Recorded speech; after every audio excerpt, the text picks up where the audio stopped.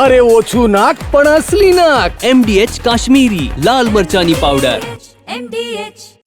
રાજકોટમાં પૂર્વ ધારાસભ્ય લલિત વસોયા અને અધિકારી વચ્ચે રકઝક થઈ. ટેકાના ભાવે મગફળીની ખરીદીમાં ખેડૂતને અન્યાય થયાનો આરોપ છે.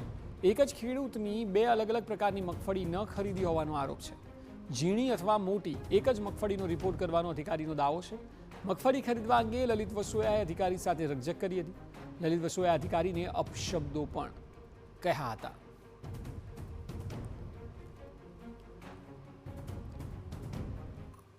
જાડી કે ઝીણી એક જ વખત હાલે છે. પણ જાડી આટલી અને ઝીણી આટલી.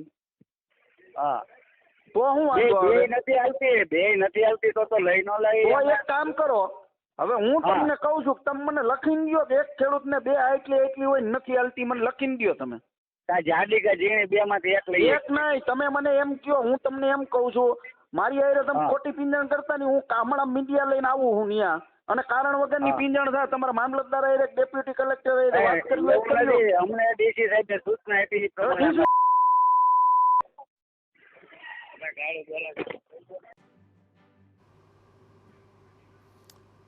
તો લલિત વસોયા એ અને અધિકારી વચ્ચે રકઝક થઈ. ખેડૂતોના મગફળી ખરીદીને લઈને લલિત વસોયાએ અધિકારીને ફોન કર્યો હતો અને ખરીદીમાં કોઈ પણ પ્રકારનો અન્યાય ન થવો જોઈએ તેવી લલિત વસોયાની વાત હતી અને તેમાં અધિકારી સાથે તેઓની ફોન ઉપર રકઝક થઈ.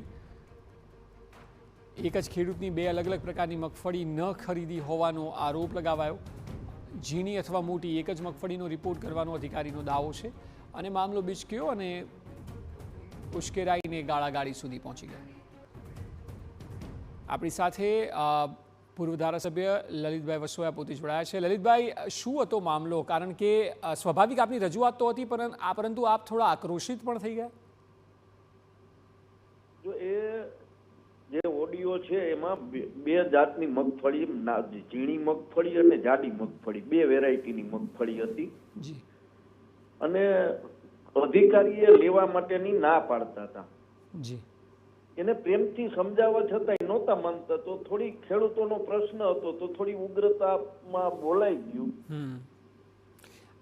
પરંતુ આ પ્રશ્ન અત્યારે પણ આખા સૌરાષ્ટ્રની અંદર ટેકાના ભાવે જે મગફળીની ખરીદી ચાલુ છે, મગફળીની ખરીદીમાં અધિકારીઓ જે એજન્સીઓને કામ સોંપવામાં આવ્યું છે એ લોકો દ્વારા ખેડૂતોને આ જ રીતે હેરાન કરી અને ક્યાંક ને ક્યાંક પૈસા પડાવવાની પણ પ્રવૃત્તિઓ ચાલી રહી છે.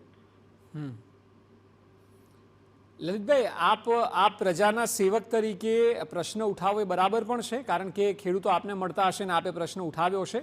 પરંતુ આપની એ પણ જવાબદારી છે ને કે કોઈ જગ્યાએ અપશબ્દનો ઉપયોગ કરો છો તો આપને જોનારી, આપને ફોલો કરનારી ઘણી બધી પબ્લિક હોય છે. પછી આપ જો પ્રજાના સેવક તરીકે આ પ્રકારની જી એ થોડું આવેશમાં આવીને બોલાઈ ગયું છે. હું પણ સમજુ છું કે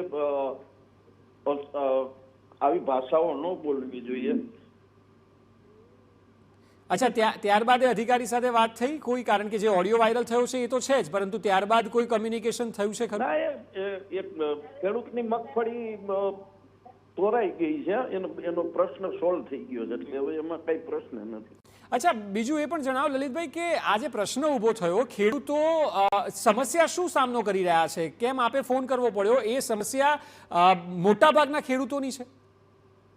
જો અત્યારે માવઠાના કારણે આખા સૌરાષ્ટ્ર ગુજરાતની અંદર જે મગફળીનો પાક હતો એ પલળો છે, એટલે સ્વાભાવિક છે કે એની ગુણવત્તા છે એ ગુણવત્તા બરાબર ના હોય. પણ સરકારે થોડી બાંધછોડ કરી અને મગફળીની ખરીદી ચાલુ કરી છે, પરંતુ ક્યાંક ને ક્યાંક અધિકારીઓ અને એજન્સીઓ દ્વારા ખેડૂતો હેરાન થઈ રહ્યા છે. ખેડૂતોને ઉતારો બરોબર નથી આવતો, મગફળી આ ટાઈપની છે એમ કરીને રિજેક્ટ કરે છે. એટલે ખેડૂતો બધાને રજૂઆતો પણ કરે છે, પરંતુ કોઈ સેન્ટરો ઉપર સારા મજબૂત આગેવાનો હોય તો પ્રશ્નનું નિરાકરણ લઈ આવે છે. જી, તો મોટાભાગના સેન્ટરો ઉપર ખેડૂતોની આ ફરિયાદ છે. જી બિલકુલ લલિતભાઈ, એવી આશા રાખીએ કે આપના જેવા સિનિયર આગેવાન આગળ આ કોઈ પણ રજૂઆતમાં આ પ્રકારે શબ્દોનો ઉપયોગ ન કરે. રજૂઆત કરવી એ યોગ્ય છે, પરંતુ અપશબ્દોનો ઉપયોગ ન થવો જોઈએ. આભાર TV9 સાથે આપની સલાહનું અમલીકરણ કરી. જી બિલકુલ, આભાર TV9 સાથે વાત કરવા બદલ. તો લલિત વસોયા પોતે ભૂલ સ્વીકારી રહ્યા છે, કારણ કે અપશબ્દ બોલ્યા છે અધિકારીને, પરંતુ તેઓ એ વાતને સ્વીકારે છે કે ભૂલ થઈ ગઈ છે. ખેડૂતોનો મુદ્દો રાખવામાં થોડી રકઝક થઈ ગઈ હતી, પરંતુ આગળથી એ ન થાય તેની પણ તેઓ બાંયધરી આપી રહ્યા છે.